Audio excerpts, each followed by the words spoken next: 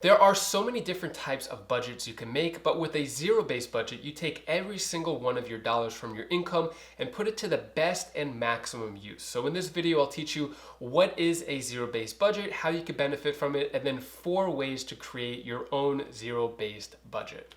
I'm David, and if you want wise money tips to build a wealthy future, hit the like button and subscribe to the channel so you can learn how to make money, manage money, and invest money. All right, let's get started. First, let's talk about what is a zero-based budget. Well, if we look at what a traditional budget is, basically you're using the prior month or whatever monthly figures you're getting, and that's a jump-off point of how you're going to create a future budget. With a zero-based budget, you're starting completely from scratch and you're creating your own categories from the amount of money you have as income, and then you put every single dollar to use in a certain category. The goal of a zero-based budget is you're allocating every single one of your dollars of your income to a certain spot. So by the end of the month, whatever your income is minus your expenses equals $0. There shouldn't be any money left over. For example, if you make $4,000, that means every single one of those $4,000 should be going to a specific budget category. Even if you have $100 left over after you do all the math, that $100 should go towards a category. So it could go towards emergency savings, investing, paying off debt, but it has to go towards something. So the benefits of a zero-based budget is that you're able to reprioritize your spending accordingly on a month-to-month basis. So for example, if you're not going to be driving as much compared to the previous month, that money that would go towards gas money, you could put it towards another budget category. So now that we know what a zero-based budget is, let's go over the 4 ways of how to create a zero-based budget. First step is to total your income. So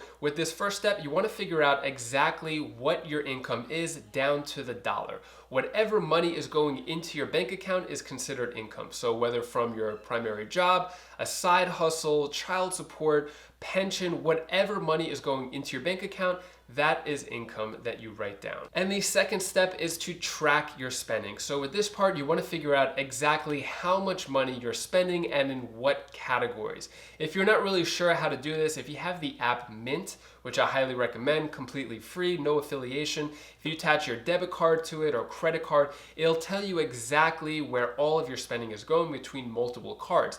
Then you could figure out exactly how much you're spending in each category. Now, for the second step, you want to write down every single category you have that you're putting spending in. So if it's credit cards, if it's restaurants, movies, going to the dollar store, whatever you are spending your money on, that you just want to write down in every single category how much money you're spending in those categories. You might be a little surprised, a little depressed of where you're actually spending your money, but this is good because once you're able to measure it, then you're able to fix it. So once you see where you're spending your money and you reprioritize of which spending categories are wants, which spending categories are needs, then you could figure out exactly where your money should go. Which brings us to the 4th step, which is to categorize and reprioritize your spending. So once you know exactly how much income you have, you know exactly how much you're spending in certain categories. Now this is the part where you put every single category of spending and you're gonna allocate every single dollar from your income to these categories, and at the end it should be completely zero. There should be no money left over. And if by chance you actually have more spending than your income, then this is the part where you figure out what is most important to you, what areas you could cut if there's any areas that may be a want or may not be a necessity, then you would cut those areas out of your budget. The whole goal here is to have a zero at the end of the budget. And if you happen to have any money left over in this budget, you want to make sure that this money is going to the proper category. So it could be some of your priorities may be to pay off debt, to put money into your emergency fund, which could be 3 to 6 months, or you could put this money towards investing and retirement. It's up to you. One of the cons to zero-based budgeting is that it could be time consuming to figure out where every single dollar is going. So I recommend having a block, maybe like an hour of time where you could just focus, no distractions, maybe have a little bit of wine or a little bit of music playing in the background and focus on the numbers. And then once you do that, you'll feel so much better